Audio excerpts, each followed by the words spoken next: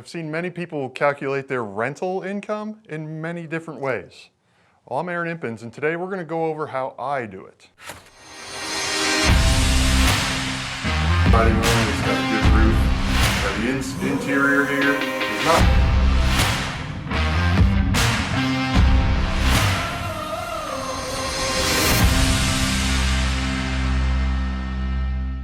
All right, so rental income.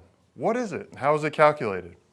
Well, let me tell you, there's a what I would consider and what I see a, let's call it not so right way, and what I would say is more of a correct way. Today we're going to go over both of those, and we're going to talk about the mistake that I see a lot of people making. Okay, so we'll talk about that first. Let's say for example's sake, for simplicity's sake, we'll just stay with a single family home. I like to draw this house all the time as an example. But nice little single family home that we have as a rental property, okay? So if we're renting this out, let's say for example's sake, we get $1,000 a month of rent. So that's income, right? Every month, that's gonna be the income coming in, easy enough. Let's say when you rent that out, you're also gonna collect a $1,000 deposit, okay?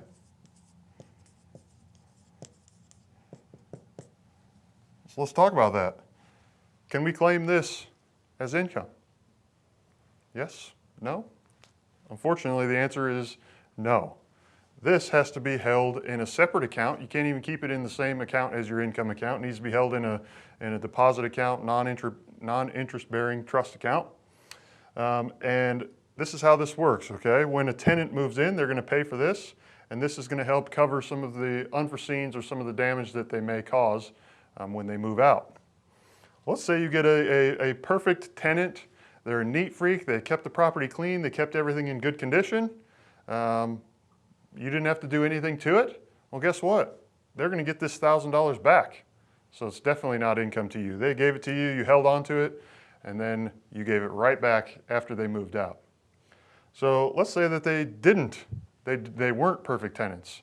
And you came in there and you had to do some repairs or you had to do some carpet cleaning, and that cost 500 bucks. Well, guess what? Out of that $1,000, you're going to use 500 of it, and where's the other 500 go? It goes right back to the tenant, right back to the tenant that just moved out. So this deposit, you can't count as income, unfortunately, so don't count it. All right, so let's talk about this. We're going to calculate our income. We've got $1,000 a month rent. What other key thing we need to know here when we're going to calculate our income? Well, we need to know what our mortgage payment's going to be, right?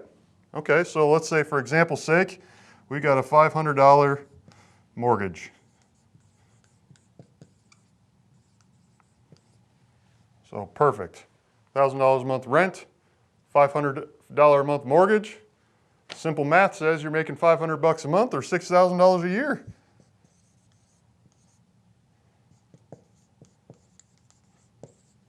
Boom, right? Excellent.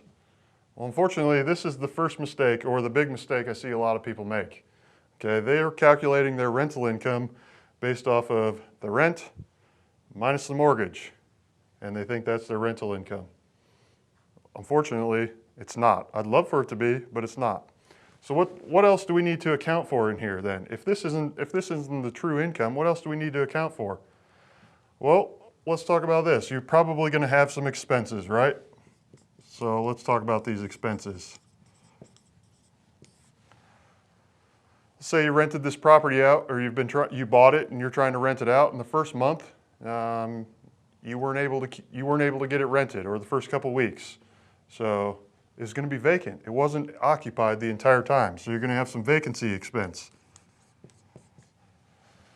This is important because it's not necessarily a specific physical dollar amount that you're going to spend, but it's something that you need to account for because inevitably you're going to have a turnover at some point in time. Whether it be 1 year in, 5 years in, or whenever, inevitably some point in time there will be some vacancy and you'll want to account for it. Okay, so what else do we want to, what else expenses? Property management.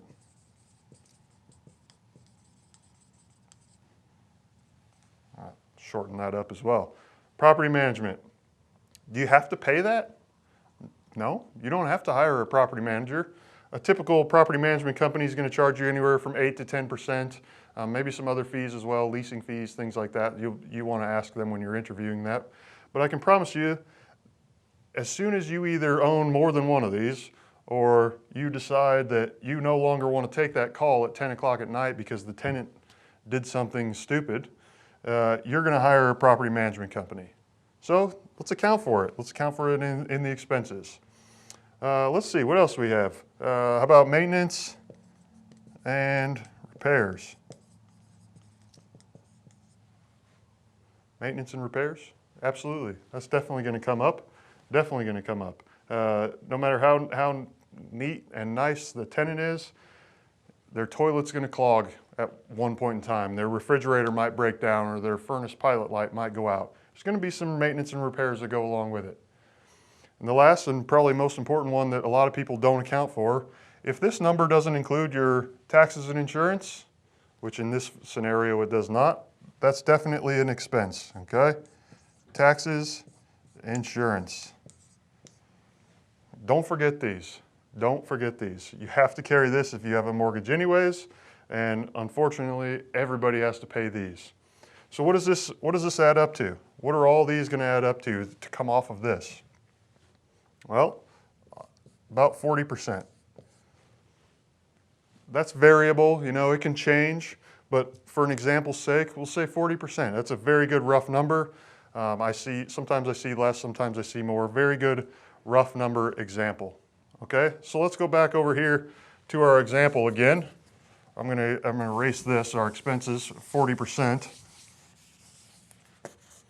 So based on our income, or our rent, we're making $12,000 a year of income, right?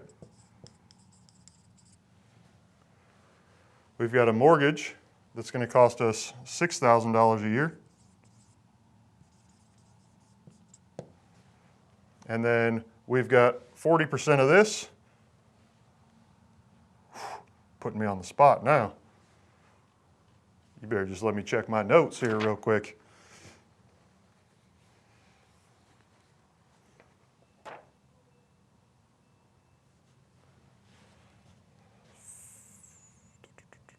Be $4,800, right? Okay, so let me recap that. $12,000 yearly income, $6,000 mortgage every year, $4,800 expenses. Okay, so what are we going to do? We're going to take our income minus our mortgage minus our expenses, leaves us $1,200 NOI. Okay, this, my friends, is the way that you calculate your rental income. It's not just your rent minus your mortgage. You have to account for your mortgage and expenses. I promise you there will be some. Promise you. It may not be quite 40%. It may be more than 40%, but I promise you it'll be there. So this is what your rental income is. You've got one property producing $1,000 a month. Based on this example, you get $1,200 a year. NOI is net operating income. That's after all expenses, after the cost of money, before taxes. Now, just because you've made $1,200, that doesn't mean that you're going to necessarily claim that to the tax man. You know, real estate has a lot of tax advantages and a lot of tax shelters. You know, depreciation is something that you get to claim that'll help offset all of this income. So maybe you put this money into your bank account, but with depreciation, you ended up not having to claim anything on it. Definitely an advantage there. So I just wanted to go through this example with everybody, kind of how to calculate rental income, some of the big mistakes that I've seen a lot of people make, which is the rent minus mortgage is your cash flow. Please guys, don't do it. Don't do it. Take into account for everything.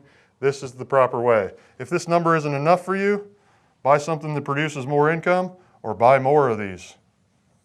Buy more. That's what I recommend. So that's all I got for you today. I appreciate you guys tuning in. Leave me some comments below. Let me know what you thought of the video. Let me know if you got any questions about it. I'd love to go over it with you again if you need to. So, and make sure you tune back in. I got some more tips, more advice, more experience coming at you. So smash that subscribe button. We'll see you guys next time.